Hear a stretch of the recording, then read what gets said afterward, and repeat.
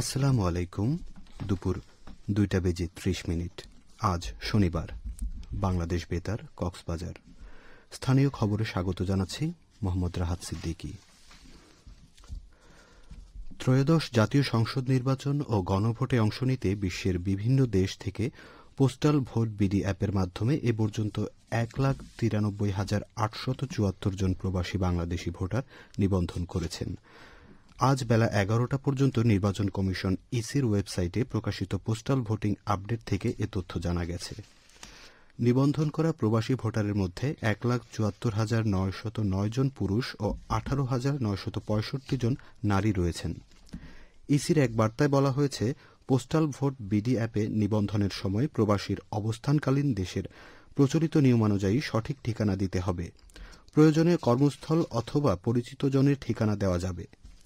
নিবন্ধনের সময় ভুল ঠিকানা দিলে 6 ডিসেম্বরের মধ্যে সংশোধনের জন্য মোবাইল অ্যাপের এডিট মেনু ব্যবহার করা যাবে বলে জানানো হয়।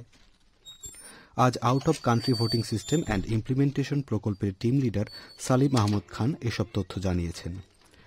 এদিকে আগামী 25 ডিসেম্বর পর্যন্ত পোস্টাল ভোট বিডি অ্যাপের মাধ্যমে প্রবাসী ভোটারদের নিবন্ধনের সময় বাড়ানো হয়েছে বলে জানিয়েছেন ইসির সিনিয়র সচিব আক্তার আহমেদ। তিনি বলেন, নির্বাচন প্রক্রিয়ায় অংশ নেওয়া সরকারি কর্মকর্তা, আইনি হেফাজতে থাকা ভোটার এবং নিজ ভোটার এলাকার বাইরে অবস্থানরত সরকারি চাকরিজীবীদের জন্য ইনকান্ট্রি পোস্টাল ভোটিং প্রক্রিয়া চালু করা হবে। প্রাথমিক ও গণশিক্ষা মন্ত্রণালয়ের উপদেষ্টা অধ্যাপক ডাক্তার বিধান রঞ্জন রায় পোদ্দার বলেছেন, শিশুদের মানসম্মত প্রাথমিক শিক্ষা নিশ্চিত করতে আগে মাতৃভাষার উপর জোর দিতে হবে, এরপরে গণিত, ইংরেজি সহ অন্যান্য শিক্ষা। এছাড়া ধর্মীয় শিক্ষা প্রাথমিক থেকেই শুরু করা হবে বলে জানান তিনি। উপদেষ্টা আজ কক্সবাজার সাংস্কৃতিক কেন্দ্রে জেলা প্রাথমিক শিক্ষা অফিস আয়োজিত প্রাথমিক শিক্ষার গুণগত মান উন্নয়নে শিক্ষা সংশ্লিষ্ট অংশীজনের ভূমিকা শীর্ষক মতবিনিময় সভায় প্রধান অতিথির বক্তব্যে এ কথা বলেন। জেলা প্রশাসক মোহাম্মদ আব্দুল মান্নানের সভাপতিত্বে এতে বিশেষ অতিথির বক্তব্য রাখেন প্রাথমিক ও গণশিক্ষা মন্ত্রণালয়ের সচিব আবু তাহের মোহাম্মদ মাসুদ রানা এবং প্রাথমিক শিক্ষা অধিদপ্তরের মহাপরিচালক আবু নূর মোহাম্মদ শামসুজ্জামান। সভায় প্রাথমিক শিক্ষাদানের মান উন্নয়নে প্রধান শিক্ষকগণ শিক্ষার্থীদের গ্লোবাল সিটিজেন হিসেবে গড়ে তুলতে শিক্ষার্থীদের শিখন ঘাটতি দূরীকরণে বাড়তি ক্লাস, প্রশ্নোত্তরের মাধ্যমে মূল্যায়ন, উদ্ভাবনী প্রকল্প, মা সমাবেশ, ক্রীড়ানুষ্ঠান সহ বিভিন্ন কর্মসূচি তুলে ধরেন। এছাড়া নির্দিষ্ট সময়ে শিক্ষা প্রতিষ্ঠানে উপস্থিতি নিশ্চিতকরণ, শ্রেণীকক্ষে শিক্ষকদের মোবাইল ফোন ব্যবহার বন্ধ, লোকবল নিয়োগ সহ চ্যালেঞ্জগুলো নিয়েও আলোচনা করেন তারা। এদিকে সভা শেষে প্রাথমিক ও গণশিক্ষা মন্ত্রণালয়ের উপদেষ্টা অধ্যাপক ডাক্তার বিধান রঞ্জন রায় পোদ্দার নতুন বছরের বই পাওয়া প্রসঙ্গে সাংবাদিকদের প্রশ্নের জবাবে বলেন, আমাদের পাঠ্যপুস্তক মুদ্রণ প্রায় শেষের দিকে, কিন্তু পাঠ্যপুস্তক মুদ্রণ, এবং আমাদের বিভিন্ন জেলা পর্যায়ে ইতিমধ্যে পাঠ্যপুস্তক পৌঁছে গেছে। সুতরাং আমরা জানুয়ারির শুরুতেই পাঠ্যপুস্তকগুলো বিলি করব।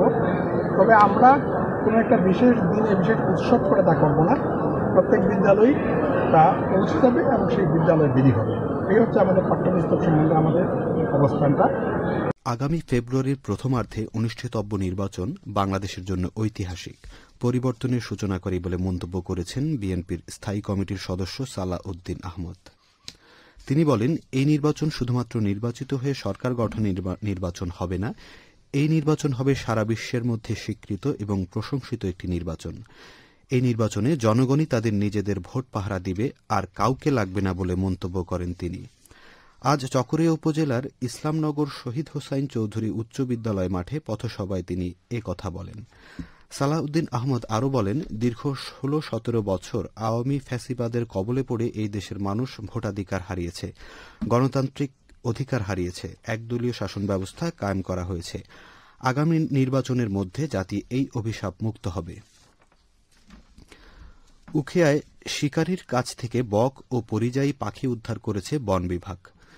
আজ সকালে বন বিভাগের একটি দল উপজেলার রাজাপালং ইউনিয়নের মাছখারিয়া এলাকার এ অভিযান পরিচালনা করে এসব পাখি উদ্ধার করে। বন বিভাগের উখিয়ার ভারপ্রাপ্ত রেঞ্জ কর্মকর্তা আব্দুল মান্নান এ তথ্য নিশ্চিত করে জানান, কতিপয় ব্যক্তি জাল দিয়ে ফাঁদ বসিয়ে অবৈধভাবে বক ও পরিযায়ী পাখি শিকার করে বাজারে বিক্রি করে আসছিল। এমন তথ্যের ভিত্তিতে বন বিভাগ অভিযান পরিচালনা করে। অভিযানে অর্ধশতাধিক জালের ফাঁদ জব্দসহ ২০টি পাখি উদ্ধার করা হয়েছে জানিয়ে রেঞ্জ কর্মকর্তা বলেন, উদ্ধার হওয়া পাখিগুলো অবমুক্ত করা হয়েছে। ঘটনায় জড়িতদের বিরুদ্ধে আইনানুগ ব্যবস্থা গ্রহণের পাশাপাশি এ ধরনের অভিযান অব্যাহত থাকবে বলে জানান বন বিভাগের এই কর্মকর্তা। কক্সবাজারের বাঁকখালী নদীর মোহনা সংলগ্ন এলাকা থেকে মিয়ানমারে পাচারকালে বিপুল পরিমাণ সিমেন্ট সহ ৮ জন পাচারকারীকে আটক করেছে বাংলাদেশ কোস্টগার্ড। আজ সকালে কোস্টগার্ডের মিডিয়া কর্মকর্তা লেফটেন্যান্ট কমান্ডার সিয়াম উল হক বিষয়টি নিশ্চিত করেছেন। তিনি জানান, গোপন সংবাদের ভিত্তিতে শুক্রবার মধ্যরাতে কোস্টগার্ড স্টেশন কক্সবাজারের একটি দল ওই এলাকায় বিশেষ অভিযান পরিচালনা করে। এতে একটি সন্দেহজনক ফিশিং বোট তল্লাশি করে ৩৭৫ বস্তা সিমেন্ট জব্দ করা হয়। আবহাওয়া।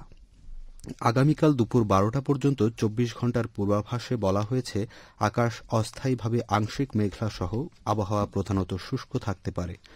কক্সবাজার সমুদ্র বন্দরের জন্য কোনো সংকেত নাই। আগামী ২৪ ঘণ্টায় দিন ও রাতের তাপমাত্রা প্রায় অপরিবর্তিত থাকতে পারে। আজ সূর্যাস্ত যাবে সন্ধ্যা ৫টা ৯ মিনিটে। আগামীকাল সূর্যোদয় হবে ভোর ৬টা ১৭ মিনিটে।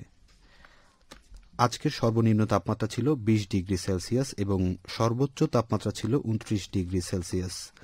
এখন জানিয়ে দিচ্ছি বাঁকখালী নদীর মোহনা ও সংলগ্ন এলাকার সামুদ্রিক জোয়ার ভাটার সময়সূচি।